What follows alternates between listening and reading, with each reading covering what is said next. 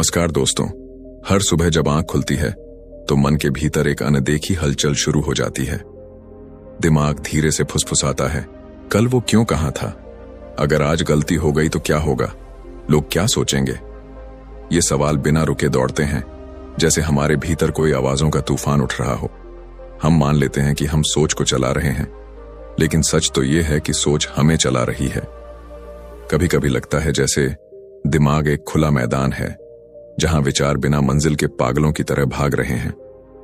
जरा सोचिए, अगर कोई इंसान बिना रुके दिन भर भागता रहे तो क्या आप उसे समझदार कहेंगे? नहीं ना? लेकिन यही तो हमारे मन में हर दिन हो रहा है, और हम कभी खुद से नहीं पूछते, क्या मैं खुद को खो रहा हूं? क्या मेरे भीतर कुछ टूट रहा है? जब डर या दर्द गहराई से बैठ जाता है तो खाना बेस्वाद लगने लगता है, लोगों से घिरे रहने पर भी अकेलापन महसूस होता है, और हम अपने ही विचारों के जंगल में भटक जाते हैं, बिना नक्शा, बिना रास्ता। और सबसे डरावनी बात यह कि उस शोर में हमारी अपनी सच्ची आवाज दब जाती है। दोस्तों, यही तो असली कैद है, जिसमें न हथकड़ी है न दीवारें।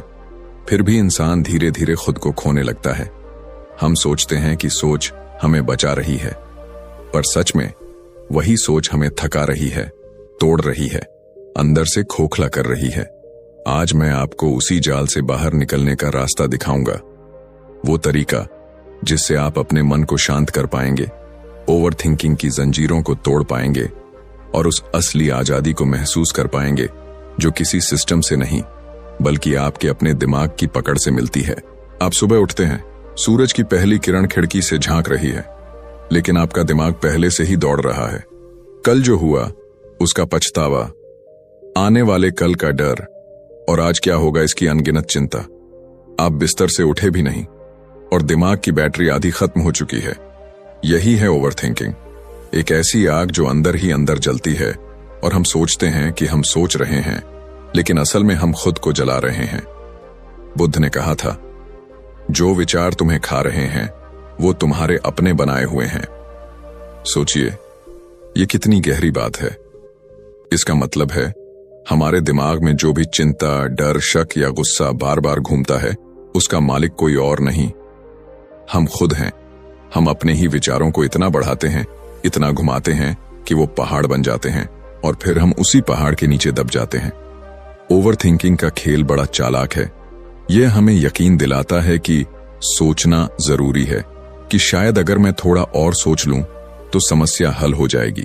लेकिन सच, जितना ज्यादा सोचोगे उतना ही तुम्हारा मन उलझेगा, और सही फैसला लेने की ताकत कम हो जाएगी। दिमाग थक जाएगा, शरीर थक जाएगा, और आत्मा वो चुपचाप रोने लगेगी। मैं आपको एक कहानी सुनाता हूं। एक आदमी नदी किनारे बैठा था। उसके पास एक घड़ा था जिसमें पानी भरा था। वो सोचने लगा, अगर मैं इस पानी को और साफ कर दूं तो ये पीने लायक हो जाएगा। उसने घड़े को हिलाना शुरू कर दिया ताकि नीचे जमी मिट्टी ऊपर आ जाए और वो उसे निकाल सके। लेकिन जितना वो हिलाता, पानी उतना ही गंदा होता जाता। तभी वहां एक बूढ़ा साधु आया और बोला, अगर सच में साफ पानी चाहिए तो हिलाना बंद करो, बस बैठो और इंतजार करो। धीरे धीरे मिट्टी नीचे बैठ गई और पानी अपने आप साफ हो गया। यही हमारे दिमाग का हाल है। जितना ज्यादा हम इसे हिलाते हैं, यानी ज्यादा सोचते हैं, उतना ही यह गंदा होता जाता है। लेकिन हम ये क्यों करते हैं? क्योंकि हमें लगता है कि सोचने से हम कंट्रोल में रहेंगे। सच तो यह है कि ओवरथिंकिंग हमें कंट्रोल में नहीं लाता, बल्कि हम उसके गुलाम बन जाते हैं।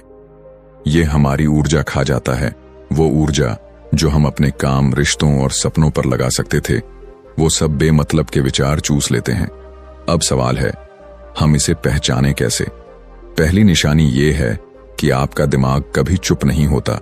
आप किसी से बात कर रहे हैं, लेकिन अंदर एक दूसरी फिल्म चल रही है। उसने ऐसा क्यों कहा? क्या मैं सही दिख रहा हूं? कल क्या होगा अगर मैं फेल हो गया तो? ये लगातार चलने वाला शोर आपको थका देता है, लेकिन आपको पता भी नहीं चलता। दूसरी निशानी, आप फैसले लेने में बहुत समय लगाते हैं। छोटी सी बात हो, फिर भी सोचते सोचते, तुलना करते करते इतना समय निकल जाता है कि या तो मौका हाथ से चला जाता है या आप गलत समय पर फैसला लेते हैं। तीसरी निशानी, आप अपने अतीत और भविष्य में ज्यादा रहते हैं और वर्तमान को खो देते हैं। बुद्ध ने सिखाया, सबसे पहले इस समस्या को मानो। अगर आप मानोगे नहीं कि आप ओवरथिंकिंग कर रहे हो तो आप बदलोगे कैसे? मान लेना पहला कदम है। जैसे बीमार इंसान को ठीक होने के लिए पहले ये मानना पड़ता है कि वो बीमार है, वैसे ही दिमाग को शांत करने के लिए ये मानना जरूरी है कि ये लगातार भाग रहा है। जब आप इसे पहचान लेते हो तो अगली बार जब आपका दिमाग बेकाबू दौड़ना शुरू करे तो खुद से कहो, रुको, ये सिर्फ एक विचार है, ये हकीकत नहीं। जैसे आप किसी राह चलते अजनबी को देखते हो वैसे ही अपने विचार को देखो, लेकिन उसके पीछे भागो मत। जितना ज्यादा आप सोच के गुलाम बनने से इनकार करोगे उतना ही ये ताकत खो देगा। और हां, एक और बात, ओवरथिंकिंग छोड़ना सिर्फ शांति पाने के लिए नहीं है, ये अपनी असली ताकत वापस लेने के लिए है। जब आपका दिमाग साफ और स्थिर होता है तो आप जो भी सोचते हैं वो तीर की तरह सटीक होता है। तब आप फैसले भी सही लेते हो और जिंदगी भी सही जीते हो। तो आज से अपने दिमाग के इस खेल को पहचानना शुरू करो। अपने आप से ईमानदारी से पूछो, क्या मैं इस वक्त सोच रहा हूं या बस उलझ रहा हूं? और जब जवाब आए कि आप उलझ रहे हो तो रुक जाओ, सांस लो और खुद को याद दिलाओ, मेरे विचार मेरे मालिक नहीं, मैं उनके मालिक हूं। याद रखो, मन का शोर तभी रुकता है जब हम उसे पहचानते हैं और उसे बस देखने का साहस रखते हैं, बिना उसके साथ नाचने के। यही पहला कदम है, बाकी कदम हम अगले हिस्से में खोलेंगे। लेकिन जब तक इस पहले कदम को नहीं अपनाओगे तब तक आगे कुछ भी काम नहीं करेगा। जिंदगी में सबसे बड़ी गलती हम ये करते हैं कि हम जीते आज हैं, पर दिमाग हमारा या तो कल में अटका रहता है या कल की चिंता में भाग रहा होता है। यही वजह है कि हम हर पल की असली खूबसूरती, उसकी ताकत, उसका स्वाद खो देते हैं।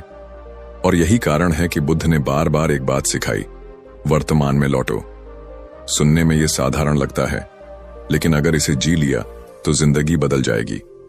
सोचिए, जब आप चाय पी रहे हों तो क्या आप सिर्फ चाय पी रहे होते हैं? नहीं, आप सोच रहे होते हैं, अभी ऑफिस में मीटिंग है, क्लाइंट को क्या बोलूंगा? कल जो उसने कहा, क्या उसका मतलब यह था? आगे का प्लान क्या होगा? और चाय खत्म हो जाती है, लेकिन आपने उसका असली स्वाद ही नहीं लिया। यही तो है हमारा सबसे बड़ा नुकसान। हम यहां होते हैं पर हमारा मन कहीं और भाग रहा होता है। बुद्ध ने इसका एक बेहद आसान लेकिन चमत्कारी उपाय दिया। हर बार जब तुम्हारा दिमाग भटके, बस अपनी सांस को महसूस करो। सांस जो हमेशा से तुम्हारे साथ है, लेकिन जिस पर तुम्हारा ध्यान कभी नहीं जाता। अंदर आती सांस, बाहर जाती सांस, कोई जबरदस्ती नहीं, कोई कंट्रोल नहीं, बस देखना, बस महसूस करना, जैसे तुम किसी नदी का बहाव देख रहे हो। ये क्यों काम करता है? क्योंकि सांस हमेशा अभी में है। आप कल की सांस नहीं ले सकते, आप कल की सांस रोक नहीं सकते, आप भविष्य की सांस जमा नहीं कर सकते। जब आप सांस पर आते हो तो आप मजबूरी में वर्तमान में आ जाते हो, और जैसे ही आप वर्तमान में आते हो विचार धीमे पड़ने लगते हैं, मन का शोर कम होने लगता है और एक अनजानी सी शांति फैलने लगती है। मैं आपको एक छोटी सी घटना बताता हूं। एक बार एक युवा साधु ध्यान करने में बार बार असफल हो रहा था। वह गुरु के पास गया और बोला, गुरुदेव, मेरा मन इतना भागता है कि मैं ध्यान में बैठ भी नहीं पाता। गुरु ने मुस्कुराकर कहा, अभी तुम यहां खड़े हो, आंखें बंद करो और 3 गहरी सांस लो, लेकिन हर सांस को ऐसे महसूस करो जैसे दुनिया में और कुछ नहीं है। साधु ने वैसा किया। बस 3 सांसों में ही उसके चेहरे पर एक अलग सी शांति आ गई। गुरु ने कहा, देखा, यह ध्यान की शुरुआत है। मन को खींचकर वापस सांस पर लाना, हर बार जब वह भागे, यही तुम्हारा अभ्यास है। इसका मतलब यह नहीं कि सांस पर ध्यान करने से आपके सारे विचार एक झटके में खत्म हो जाएंगे। विचार आएंगे, जाएंगे, कभी तेज आएंगे, कभी हल्के, लेकिन फर्क यह है कि अब आप उनके गुलाम नहीं रहेंगे। आप जान जाओगे, मैं यहां हूं और ये विचार सिर्फ आते जाते मेहमान हैं। और सच बताऊं, जब आप वर्तमान में रहते हैं तो जिंदगी का हर अनुभव गहरा हो जाता है। खाना सिर्फ खाना नहीं रहता, वह स्वाद का उत्सव बन जाता है। किसी से बात करना सिर्फ शब्दों का आदान प्रदान नहीं रहता, वह आत्मा का जुड़ाव बन जाता है। चलना सिर्फ पैरों की हरकत नहीं, वह धरती से मिलने का एक एहसास बन जाता है। अगर आपको ये अभ्यास करना है तो एक सरल नियम अपनाइए। दिन में कई बार अपने आप से पूछिए, मैं अभी कहाँ हूं? अगर जवाब मिले, मैं भविष्य में सोच रहा हूं या मैं अतीत में उलझा हूं, तो बस 2 सेकंड के लिए रुकिए और अपनी सांस को महसूस कीजिए। अंदर आती सांस, बाहर जाती सांस, और इतना करते करते आप देखेंगे कि दिमाग का तूफान थोड़ी देर में हल्की हवा में बदल जाता है। याद रखिए, वर्तमान में लौटना कोई एक बार करने का काम नहीं है, ये तो हर पल का अभ्यास है। शुरुआत में आपको लगेगा कि आपका मन बार बार भाग रहा है, लेकिन हर बार जब आप उसे सांस पर लाते हैं, आप जीत रहे होते हैं। और यही जीत आपको अंदर से इतना मजबूत बना देगी कि कोई चिंता, कोई डर, कोई गुस्सा आपके मन पर कब्जा नहीं कर पाएगा। तो आज से, अभी से एक वादा कीजिए, जब भी दिमाग भागेगा मैं वापस आऊंगा अपनी सांस पर, क्योंकि वर्तमान ही असली जीवन है और सांस ही उसका दरवाजा। यही बुद्ध का रास्ता है, यही मन की असली शांति है। कभी आपने आसमान को ध्यान से देखा है? एक साफ नीला आसमान और उसमें धीरे धीरे तैरते बादल। कुछ बादल हल्के होते हैं, जल्दी गुजर जाते हैं। कुछ काले भारी होते हैं जो थोड़ी देर के लिए सूरज को ढक देते हैं, लेकिन फिर वे भी चले जाते हैं। आसमान उन्हें रोकता नहीं, पकड़ता नहीं, बस देखता है। यही बुद्ध का सिद्धांत है, विचारों को पकड़ो और जाने दो। हमारे विचार भी आसमान में बादलों जैसे हैं। हर रोज हमारे मन में सैकड़ों हजारों विचार आते हैं, कुछ हल्के, कुछ भारी, कुछ खुश करने वाले, कुछ दर्द देने वाले। समस्या तब शुरू होती है जब हम इन विचारों को पकड़ लेते हैं, उनसे चिपक जाते हैं। कोई पुरानी चोट का विचार आया और हम उसे बार बार सोचने लगे। कोई चिंता का विचार आया और हमने उसे पकड़कर इतना खींचा कि वो हमारी पूरी ऊर्जा पी गया। बुद्ध ने सिखाया, विचारों से लड़ो मत, क्योंकि लड़ोगे तो वे और ताकतवर हो जाएंगे, और न ही उन्हें पकड़ो, क्योंकि पकड़ते ही वे तुम्हें अपनी गिरफ्त में ले लेंगे। इसके बजाय बस देखो, जैसे आप ट्रेन स्टेशन पर खड़े होकर गुजरती ट्रेनों को देखते हो। हर डिब्बे पर लिखा कुछ अलग होता है, खुशी, गुस्सा, डर, उम्मीद, लेकिन आप उसमें चढ़ते नहीं। आप बस खड़े रहते हो, देखते हो, और ट्रेन गुजर जाती है। मैं आपको एक सच्ची घटना सुनाता हूं। एक महिला बहुत परेशान रहती थी, क्योंकि उसके दिमाग में लगातार नकारात्मक विचार आते थे। उसने ध्यान करना शुरू किया, लेकिन हर बार जब कोई बुरा विचार आता, वह डर जाती और सोचने लगती, ये क्यों आया, इसे तुरंत हटाना है। और जितना वह हटाने की कोशिश करती, विचार उतना ही जोर से लौट आता। एक दिन उसके ध्यान गुरु ने कहा, जब विचार आए तो उसे ऐसे देखो जैसे सड़क पर कोई अजनबी गुजर रहा है। वो बस तुम्हारे रास्ते से गुजर रहा है, तुम्हारे घर में घुसने की जरूरत नहीं है। इस एक बदलाव ने उसकी पूरी जिंदगी बदल दी। हम सब यही गलती करते हैं, या तो विचारों से बचने की कोशिश करते हैं या उन्हें पकड़कर पालने लगते हैं। दोनों ही तरीकों में हम हार जाते हैं, क्योंकि हम विचार को महत्व देकर उसे और बड़ा बना देते हैं। बुद्ध का तरीका हमें सिखाता है कि विचार को देखना है, लेकिन उससे दोस्ती या दुश्मनी नहीं करनी। और इसका असर, जब आप विचार को बस देखते हैं बिना किसी प्रतिक्रिया के, तो आप उसे ऊर्जा नहीं देते, और जब ऊर्जा नहीं मिलती तो वो विचार अपने आप कमजोर होकर चला जाता है। यही असली आजादी है। मन में विचार आए पर आपको हिलाए नहीं। मन में तूफान उठे, लेकिन आपके भीतर का आसमान साफ रहे। अगर आप इसे अभ्यास में लाना चाहते हैं तो हर दिन कुछ मिनट बैठकर बस अपने विचारों को देखिए। कोई भी विचार आए, अच्छा या बुरा, उसे बस नोटिस कीजिए। हाँ, ये विचार आया और ये भी चला जाएगा। न रोकना है, न पकड़ना है। शुरुआत में मन भागेगा, आप भूल जाओगे, लेकिन हर बार याद आने पर बस वापस आ जाइए इस देखने की प्रक्रिया में। धीरे धीरे आपको खुद महसूस होगा कि मन का शोर पहले जैसा तेज नहीं रहा। याद रखिए, आसमान को बादलों से डर नहीं लगता, क्योंकि उसे पता है बादल आएंगे और चले जाएंगे। आप भी अपने विचारों के आसमान बनिए, उन्हें आने दीजिए, जाने दीजिए, और इस पूरे समय अपने भीतर की शांति को थामे रहिए।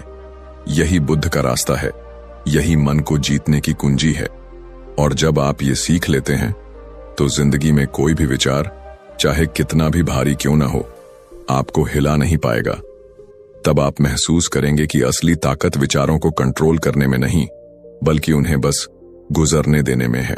सोचिए, आपने कितनी बार ऐसा किया है कि खाना आपके सामने रखा था, लेकिन आप खा नहीं रहे थे। आप सोच रहे थे, कल मीटिंग में क्या होगा, बिल कब भरना है, उसने मुझे मैसेज क्यों नहीं किया।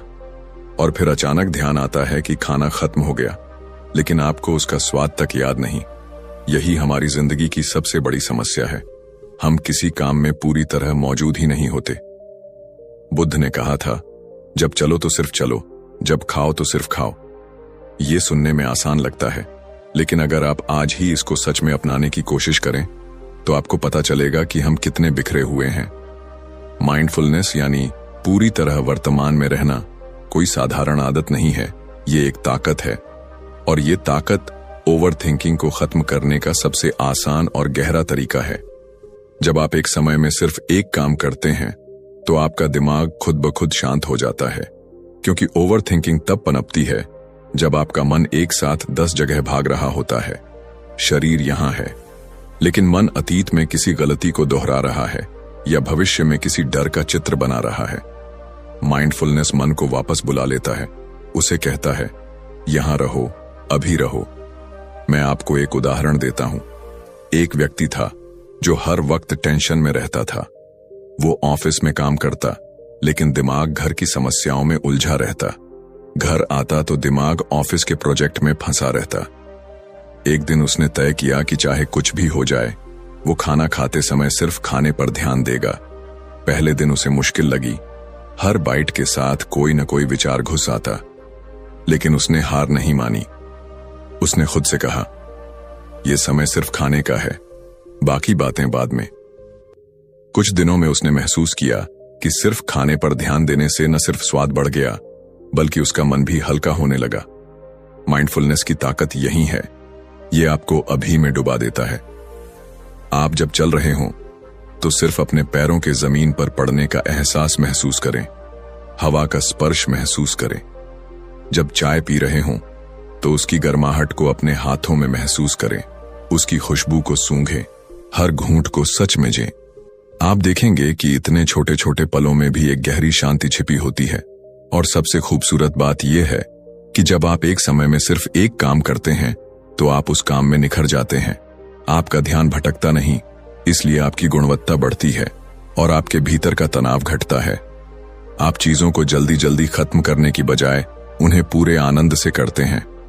ओवर थिंकिंग का सीधा रिश्ता बिखरे हुए ध्यान से है।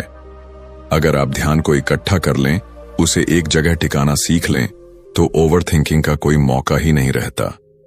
माइंडफुलनेस आपकी ऊर्जा को बिखरने से रोकता है, और जब ऊर्जा इकट्ठी रहती है तो मन शांत और ताकतवर दोनों हो जाता है। शायद शुरुआत में आपको ये आदत अजीब लगेगी, क्योंकि हम मशीनों की तरह मल्टीटास्किंग के आदी हो चुके हैं। लेकिन याद रखिए, मल्टीटास्किंग तेज नहीं बनाती, बल्कि आपको थका देती है। एक समय में एक काम करना ही असली बुद्धिमानी है। ये आपके मन को भी सुकून देता है और आपके काम को भी गहराई देता है। तो अगली बार जब आप खाना खा रहे हों तो सिर्फ खाइए, जब चल रहे हों तो सिर्फ चलिए, जब किसी से बात कर रहे हों तो पूरी तरह उस बातचीत में डूब जाइए, क्योंकि जीवन का आनंद किसी भविष्य के बड़े पल में नहीं, बल्कि इन छोटे छोटे वर्तमान के पलों में छुपा है। इन्हें पकड़ना सीखिए और देखिए कैसे आपका मन ओवरथिंकिंग से आजाद होकर हल्का और साफ हो जाता है। और ये सिर्फ एक आदत नहीं, ये एक जीवन शैली है। एक बार अगर आपने इसे अपनाया तो आप पाएंगे कि आपका मन बिना कोशिश के ही स्थिर रहने लगा है, और यही असली आजादी है। क्या आपने कभी गौर किया है, एक बुरा विचार दिमाग में आया और फिर वो ऐसे फैलने लगा जैसे आग में घी डाला गया हो। एक छोटी सी चिंता, एक हल्की सी शिकायत, एक मामूली सा डर, और देखते ही देखते वो पूरी सोच पर कब्जा कर लेता है। हम बार बार उसी विचार को घुमाते हैं, उसकी नई नई कहानियां बनाते हैं, और नतीजा, मन थक जाता है, शरीर भारी लगने लगता है और हमारी ऊर्जा वहीं खत्म हो जाती है। बुद्ध ने कहा था, जैसे खेत में कांटा निकले बिना आगे बुआई नहीं हो सकती, वैसे ही मन से बुरे विचार निकाले बिना शांति नहीं आ सकती। लेकिन कांटा निकालना सिर्फ इसको फेंकना नहीं है, बल्कि उसकी जगह कुछ अच्छा बोना भी जरूरी है, क्योंकि दिमाग खाली जगह को सहन नहीं करता। अगर आप नकारात्मक विचार को हटाकर उसकी जगह कुछ अच्छा नहीं डालेंगे तो वही पुराना विचार वापस आ जाएगा और फिर से आपको जकड़ लेगा।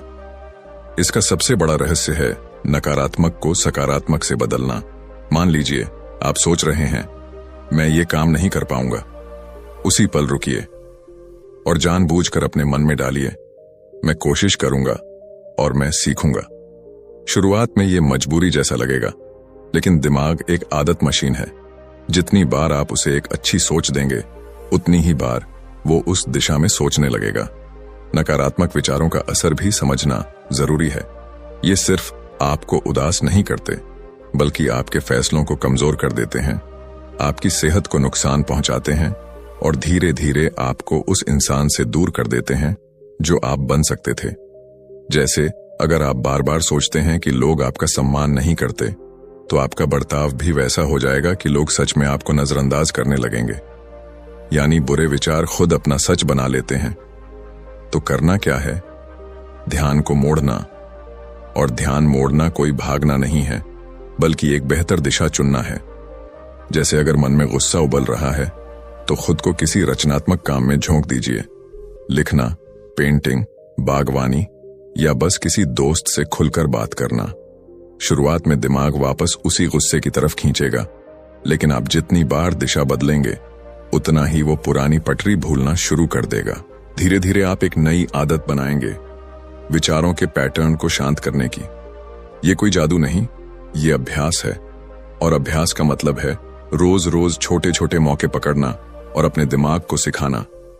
हम बुराई में नहीं डूबेंगे, हम रोशनी की तरफ जाएंगे। यही है मानसिक दृढ़ता, वो ताकत जो आपको मुश्किल वक्त में भी झुकने नहीं देती बल्कि उठाकर खड़ा कर देती है। मैं आपको एक सच बताता हूं, बुरे विचार हमेशा जोर से बोलते हैं लेकिन अच्छे विचार धीमे होते हैं। अगर आप सुनना चाहेंगे तभी वो सुनाई देंगे, और एक बार अगर आपने उन्हें सुना तो वो आपकी जिंदगी का संगीत बदल देंगे। सोचिए, अगर आज से ही आपने ठान लिया कि हर नकारात्मक सोच के बाद आप खुद से एक सकारात्मक वाक्य कहेंगे तो 1 साल बाद आपका मन कितना हल्का, कितना मजबूत और कितना खुश होगा। तो अगली बार जब कोई बुरा विचार आपके दिमाग का दरवाजा खटखटाए तो दरवाजा खोलकर उसे बाहर कर दीजिए और अंदर जगह दीजिए सिर्फ उन विचारों को जो आपको उठाते हैं, गिराते नहीं। याद रखिए, आप अपने विचार नहीं हैं, आप उनके मालिक हैं, और मालिक वही करता है जो उसकी दुनिया को सुंदर बनाए। क्या आपने कभी महसूस किया है, जैसे ही दिन थोड़ा शांत होता है, जैसे ही आपके पास करने को कुछ नहीं बचता, एक अजीब सी बेचैनी घेर लेती है। आप फोन उठा लेते हैं, टीवी चला देते हैं, किसी से चैट करने लगते हैं, बस उस खालीपन को महसूस करने से बचने के लिए। यही वो जगह है जहां ज्यादातर ओवरथिंकिंग की जड़ छिपी है। हम खालीपन से डरते हैं क्योंकि उसमें हमारे सारे दबे हुए विचार, डर और सवाल उभर आते हैं। बुद्ध ने कहा था, जो खालीपन से भागता है वो खुद से भागता है। और सच यही है, अगर हम खुद के साथ बैठना नहीं सीखेंगे तो हम हमेशा किसी न किसी चीज के पीछे भागते रहेंगे और मन कभी स्थिर नहीं होगा। खालीपन से दोस्ती करने का पहला कदम है अकेले बैठना, बिना कोई डिस्ट्रैक्शन, बिना फोन, बिना किसी किताब या संगीत के, बस चुपचाप खुद के साथ। शुरुआत में यह मुश्किल लगेगा, जैसे मन चिल्ला रहा हो, कुछ करो, यहां मत बैठो। लेकिन अगर आप थोड़ी देर टिक गए तो धीरे धीरे ये शोर कम होने लगेगा और उसके पीछे एक शांत सी जगह मिलेगी जहां आप खुद को असली रूप में देख सकते हैं। शरीर और मन का एक गहरा रिश्ता है। जब शरीर स्थिर होता है, मन भी स्थिर होने लगता है। आप देखेंगे, अगर आप बेचैन होकर इधर उधर हिलते हैं तो मन भी दौड़ता है, लेकिन जैसे ही आप रीढ़ सीधी करके गर्दन आराम में रखते हुए बैठते हैं, सांसें गहरी और धीमी होने लगती हैं और विचार भी अपना वेग खो देते हैं। इसीलिए बुद्ध का तरीका सीधा है, पहले शरीर को स्थिर करो, फिर सांस को। छोटी छोटी तेज सांसें मन को और बेचैन करती हैं, लेकिन गहरी लंबी सांसें उसे शांत कर देती हैं। आप अभी भी ये महसूस कर सकते हैं। बस अभी एक लंबी सांस लें, नाक से धीरे धीरे अंदर और उतनी ही धीरे बाहर। 2-3 बार ऐसा करने के बाद देखें, आपके विचार पहले जैसे तेजी से भाग रहे हैं या थोड़ा थम गए हैं। यही अभ्यास अगर आप रोज करें सुबह और रात सिर्फ 10 मिनट, तो आप देखेंगे कि ओवर थिंकिंग जड़ से घटने लगेगा। कोई जादू नहीं, कोई बाहरी सहारा नहीं, बस आपकी सांस और आपका ध्यान। सुबह उठते ही, जब दुनिया अभी शांत है, बैठिए, और रात को सोने से पहले, जब दिन के सारे काम पूरे हो गए हैं, बैठिए। इस दौरान विचार आएंगे, जाएंगे, आप बस सांस पर लौटते रहिए। शुरुआत में मन 100 बार भटकेगा, लेकिन हर बार लौटने का मतलब है आप जीत रहे हैं। आप खालीपन से भाग नहीं रहे, बल्कि उसके साथ बैठना सीख रहे हैं। और एक दिन आएगा जब वो खालीपन आपको डराएगा नहीं, बल्कि आपकी सबसे गहरी शांति बन जाएगा। सोचिए, अगर आपने खुद से भागना बंद कर दिया तो आप किससे डरेंगे? जब आप अपने भीतर स्थिर हो जाएंगे तो बाहर की दुनिया चाहे जितनी तेज भागे, आप अपने भीतर एक स्थिर, शांत और मजबूत जगह पाएंगे, जहां कोई विचार, कोई डर, कोई चिंता आपको हिला नहीं सकती। यही है खालीपन का असली तोहफा, खुद से मुलाकात। अगर चाहें तो मैं अब अगला मुद्दा, आसक्ति छोड़ना, हर चीज को अस्थायी मानना भी इसी गहराई और प्रवाह में तैयार कर सकता हूं, ताकि आपकी वीडियो सीरीज बिल्कुल निरंतर और जुड़ी हुई लगे। सोचिए, हम सब सुबह उठते ही क्या करते हैं? आंख खुली नहीं कि फोन उठा लेते हैं। फिर न्यूज, सोशल मीडिया, गॉसिप और ढेर सारी अनचाही बातें। और दिन खत्म होते होते हमारा दिमाग ऐसा महसूस करता है जैसे किसी ने उसमें फालतू का कचरा भर दिया हो। ये आदत सिर्फ समय नहीं, हमारी शांति भी चुरा लेती है। जीवन में सरलता का मतलब ये नहीं कि आपको जंगल में जाकर साधु बनना है। इसका मतलब है बेकार चीजों से दूरी और जरूरी चीजों को जगह देना। गलत खबरें, नकारात्मक बातें और वो कंटेंट जो बस आपका दिमाग भारी कर देता है, उसे कम करना, और जितना हो सके उतना साफ सुथरा मानसिक माहौल बनाना। आपने देखा होगा, जब घर में सामान बहुत ज्यादा हो जाता है तो सफाई करना मुश्किल हो जाता है। ठीक वैसे ही, जब दिमाग में हर तरफ से आती खबरें, झूठी बातें और बेकार की चर्चाएं भर जाती हैं, तो मन में भी धूल जमने लगती है। और फिर हम सोचते हैं, मेरे दिमाग में इतनी उलझन क्यों है? सच ये है कि दिमाग भी सांस लेना चाहता है, खाली जगह चाहता है, लेकिन हम उसे कभी मौका ही नहीं देते। हर पल भरते रहते हैं, और वो भी ज्यादातर नकारात्मक और बेकार चीजों से। अब अगर आप अपने दिमाग को हल्का और साफ रखना चाहते हैं, तो आपको खुद ही गेटकीपर बनना पड़ेगा। जो अंदर आने दे रहे हैं, उस पर ध्यान देना पड़ेगा। और ये बिल्कुल वैसा है जैसे कोई पार्टी में बाउंसर खड़ा होता है, हर किसी को अंदर नहीं आने देता। आपका दिमाग आपकी वीआईपी पार्टी है। उसमें हर बेकार खबर, हर गॉसिप और हर नकारात्मक विचार को आने की इजाजत क्यों दे रहे हैं? एक बार ये आदत डाल लीजिए, सुबह उठकर तुरंत फोन नहीं, बल्कि कुछ अच्छा, जैसे हल्की सैर, थोड़ा ध्यान या परिवार के साथ समय। और दिन में भी कोशिश कीजिए कि जितना हो सके बस वही जानकारी लें जो आपको बढ़ाए, आपके सोचने का तरीका सुधारे और आपको सकारात्मक बनाए। सरलता एक कला है, और इसकी खूबसूरती यह है कि जितनी चीजें कम होंगी, उतनी आपकी खुशियां बढ़ेंगी। कम बोझ, कम उलझन, ज्यादा शांति। तो चलिए, आज से ही ठान लेते हैं, जो भी हमारे दिमाग और दिल को साफ, हल्का और खुश नहीं रखता, उसे धीरे धीरे अपने जीवन से हटाना शुरू करेंगे। क्योंकि जब दिमाग साफ होता है, तभी जिंदगी साफ और खूबसूरत लगती है। और अगर आपको लगता है कि ये बातें